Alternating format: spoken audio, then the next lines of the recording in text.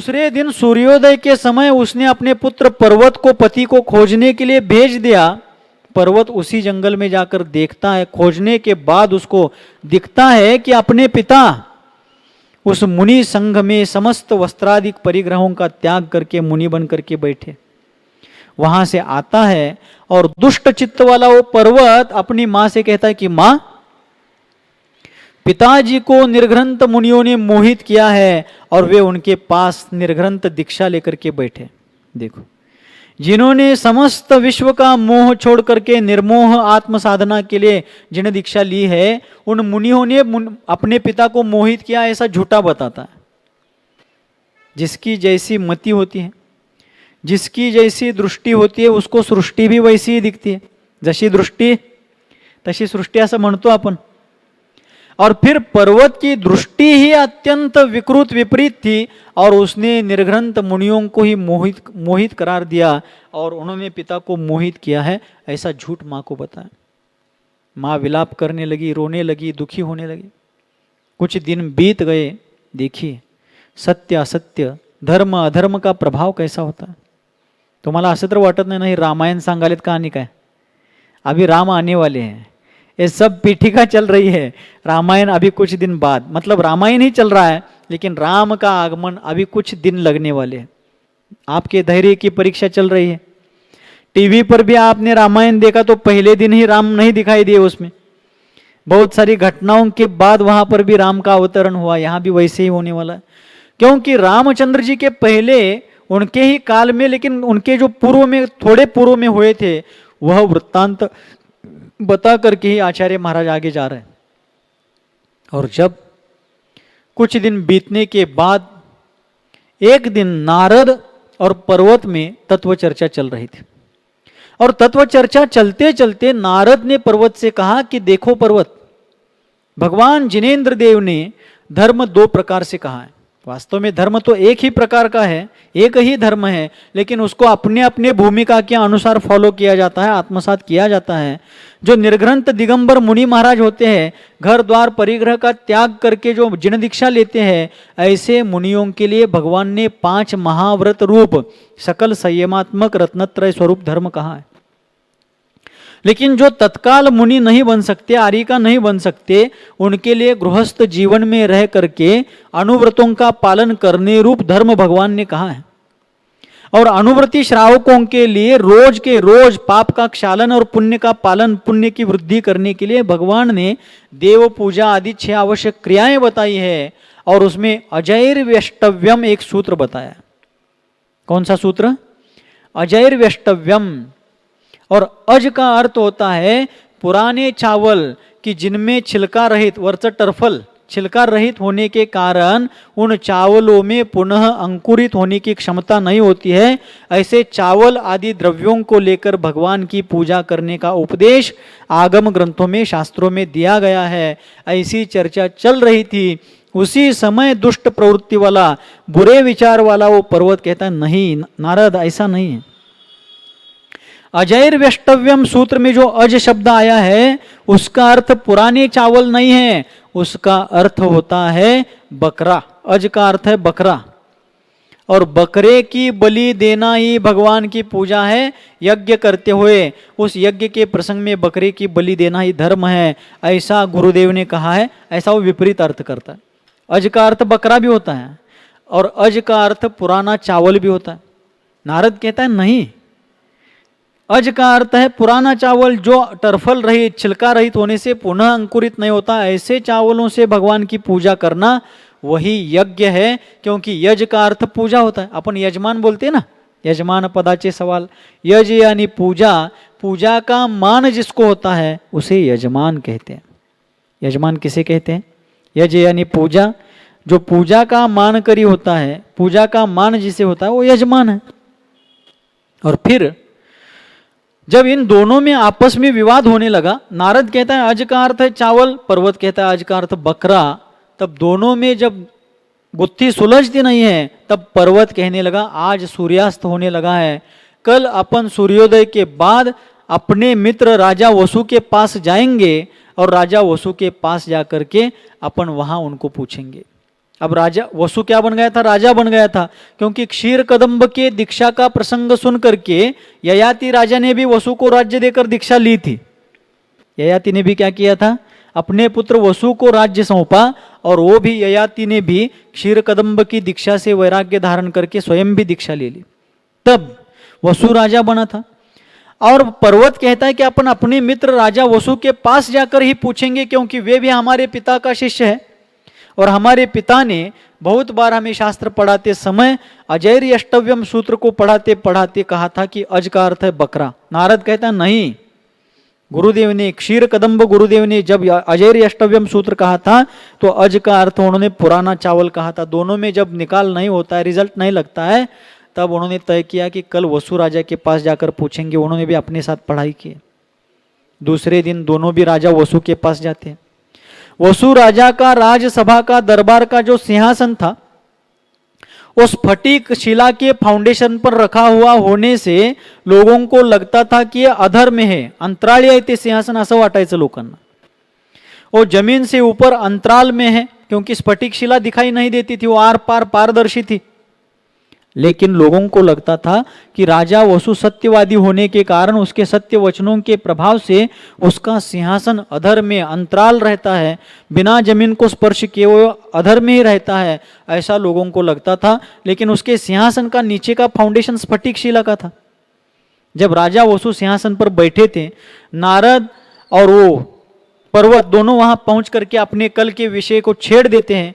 देर तक दोनों में वाद विवाद वहां होता रहा, लेकिन दोनों के द्वारा भी चर्चा करते हुए जब निष्कर्ष नहीं निकला, तब पर्वत ने पूछा कि राजा वसु, हे राजन, आप भी हमारे पिता गुरुदेव क्षीर कदम्ब के पास पढ़े हैं, अपन तीनों ने अध्ययन किया है, और बहुत बार हमारे पिता ने ऐसा कहा है कि अजैर वैष्टव्यम का अर्थ होता है बकरा।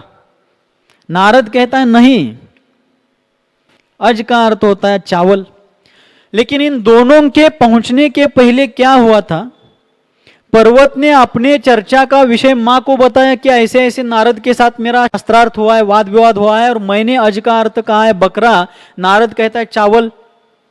तब मां भी चिल्लाने लगी, तुम झूठ बोलते हो, तुम्हारे पिता से मैंने बहुत बार सुना है कि अज का अर्थ पुराना चावल होता है, और आज तुमने यहां पर ऐसा करके गलत किया है। और तुमने नारद को चैलेंज किया है कि राजा वसु के पास जाकर के न्याय करेंगे, और उसने चैलेंज क्या रखा था? दोनों में से जो कोई झूठ होगा उसकी जीभ काटी जाएगी। कल शाम जब चर्चा हो रही थी तब दोनों का निर्णय नहीं हुआ, तब पर्वत ने चैलेंज किया था कि वसु राजा निर्णय देंगे वो मान्य होगा, लेकिन जो जीतेगा वो तो ठीक है, जो हारेगा उसकी जीभ काटी जाएगी। और वो घटना जाकर मां को बताता है।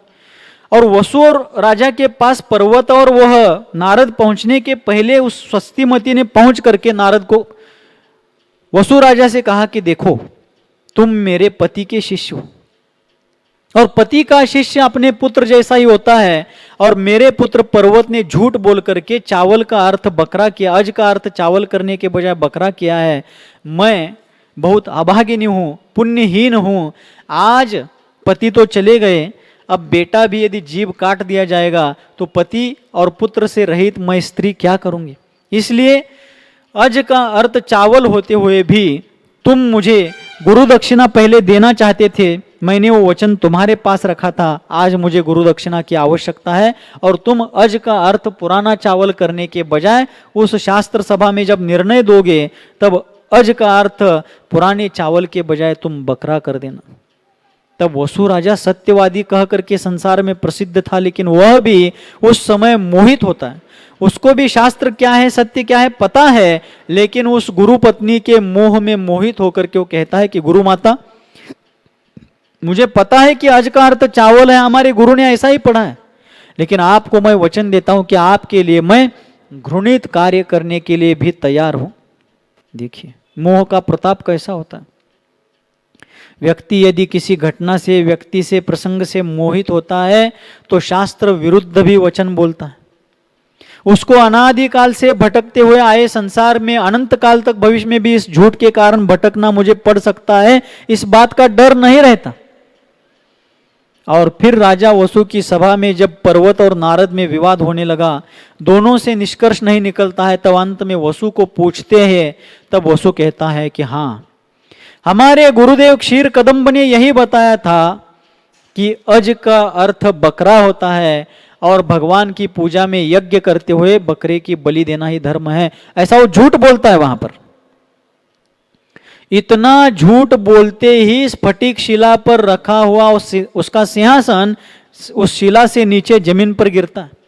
सिंहासन सहित वह राजा नीचे गिरता है, क्योंकि अपने भारत का भी एक ब्रीद वाक्य है, सत्यमेव जयते। किसकी विजय होती है? हमेशा सत्य की विजय होती है। लगते समय, दिखते समय असत्य प्रभावशाली दिख सकता है, लेकिन अंततो गत्वा जीत तो सत्य की ही होगी। किसी विचारक ने एक जगह पर कहा है कि सत्य परेशान हो सकता है, पराजित नहीं। क्या कहा है?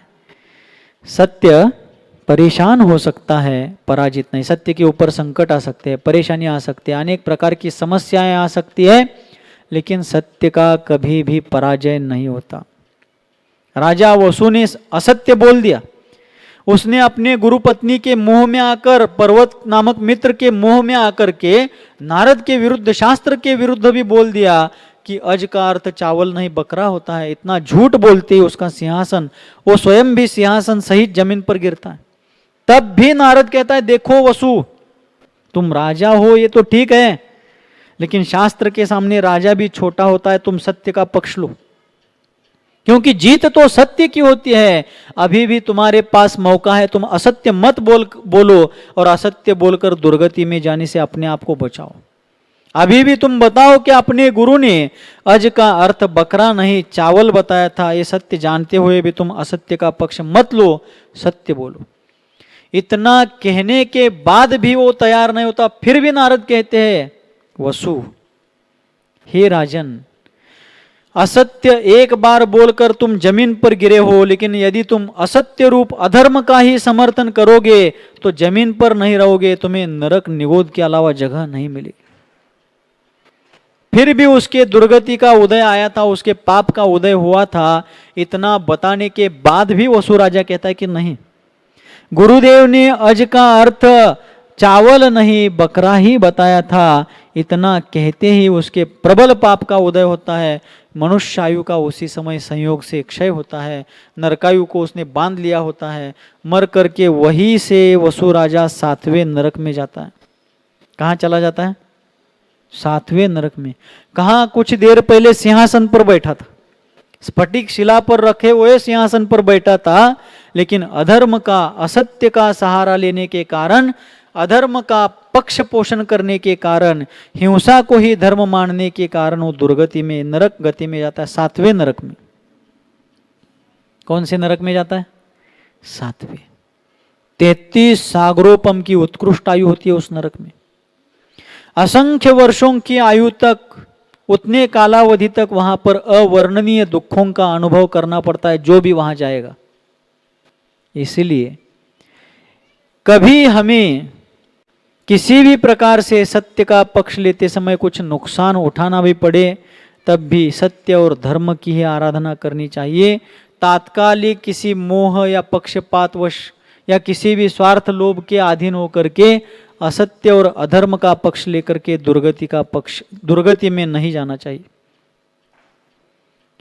वसु अपने असत्य पोषण के कारण, अधर्म के पोषण के कारण दुर्गति को चला जाता है।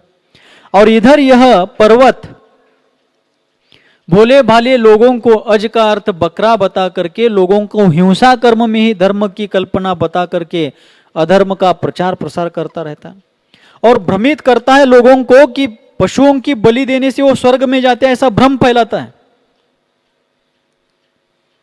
और अपनी माया से, अपनी विद्या से ऐसा लोगों को दिखाता है कि जिनकी बलि दी गई वो स्वर्ग जा रहे हैं। उसके पास ऐसी विद्या थी, माया थी, और उसको देख करके लोग भी अज्ञान से, भ्रम में पड़ करके उसमें प्रवृत्त हो गए। तब से हिंसा बलि, पशु बलि चालू हो गई। ये जो पशु बलि है, यज्ञ है, यज्ञ में धर्म मान करके पशु हिंसा, पशु बलि देने का कार्य है, उस प्रसंग से चालू हुआ, जो आज भी संपूर्ण विश्व के बहुभाग को रक्त रंजित कर रहा है।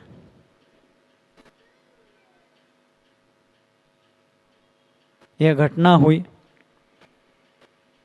वह जो रावण, यह घटना बीच में यज्ञ की उत्पत्ति कैसी हुई श्रेणिक राजा ने पूछा था, इसके लिए यह घटना गौतम स्वामी ने बताई।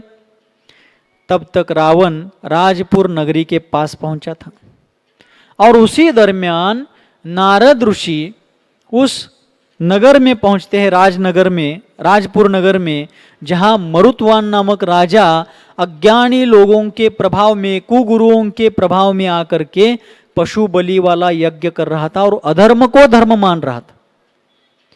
और नारद उस राजा के पास जाकर कहता है कि हे राजन, तुम इतने बुद्धिमान हो, बलवान हो, विवेकशील हो, ऐसा होते हुए भी अज्ञानियों के प्रभाव में आकर के तुम ये यज्ञ कर रहे हो, पशुओं की बलि दे करके हिंसा करते हुए उसमें धर्म मान रहे हो, इससे तुम्हारा बड़ा नुकसान होगा। जब नारद ऐसा कहने लगे, उसी समय जो याजक थे अर्थात यज्ञ करने वाले लोग थे, वो कुपित होकर के नारद ऋषि को मारने के लिए आते हैं। और संयोग ऐसा हुआ था कि उसी दरमियान रावण का दूत उस मरुत्वान राजा को रावण का संदेश देने के लिए वहां पर आया था कि रावण तुम्हें जीतने के लिए आया है, तुम्हारे राज्य पर वह आक्रमण करके तुम्हारे मान का खंडन करने के लिए आया है, इस प्रकार का संदेश देने के लिए। यदि तुम चाहते हो तो रावण का दासत्व स्वीकार करो, उसका सामंत बन जाओ, नहीं तो युद्ध के लिए तैयार हो जाओ। ऐसा संदेश देने के लिए रावण का दूत आया था। वो संदेश देने के पहले उसने इस घटना को देख लिया कि रावण कुछ, नारद ऋषि उस मरुत्वान राजा को बताते समय वो हिंसा करने वाले जो याजक थे वो नारद ऋषि को मारने के लिए आए। ये देख करके दूत त्वरित जाता है रावण को बताने के लिए कि जिस प्रकार एक विशाल भुजंग को, एक विशाल सांप को सैकड़ों चींटियां घेरती है, उसी प्रकार क्षुल्लक नारद जी को, क्षुल्लक अवस्था वाले थे नारद ऋषि, उनको अनेक याजकों ने घेरा है और उनको मारने लगे। तब नारद लोगों से घिरे हुए हैं, लोग उनको पीड़ित कर रहे हैं, ये सुनकर के रावण कुपित होता है और तुरंत वहां आकर के मरुत्वान राजा को प्रताड़ित करता है, फटकारता है। रावण का बल, उसकी सेना, उसका तेज, उसका प्रताप और उसका पराक्रम सुनकर देख करके राजा मरुत्वान हाथ जोड़ने लगता है। तब रावण कहता है कि राजन, कितना घोर पाप कर रहे हो, इन निरपराध मूक पशुओं को यहां बलि दे रहे हो। जिस प्रकार तुम दुख से डरते हो, सुख को चाहते हो, वैसे ये पशु भी है जो स्वयं भी दुख से डरते हैं, सुख को चाहते हैं। तुम अपने सुख दुख को शब्दों से कह सकते हो, पशु कह नहीं सकते, लेकिन संवेदना तो उनमें भी है। इसलिए किसी विचारक ने कहा है कि पशु बेजुबान होते हैं, बेजान नहीं होते।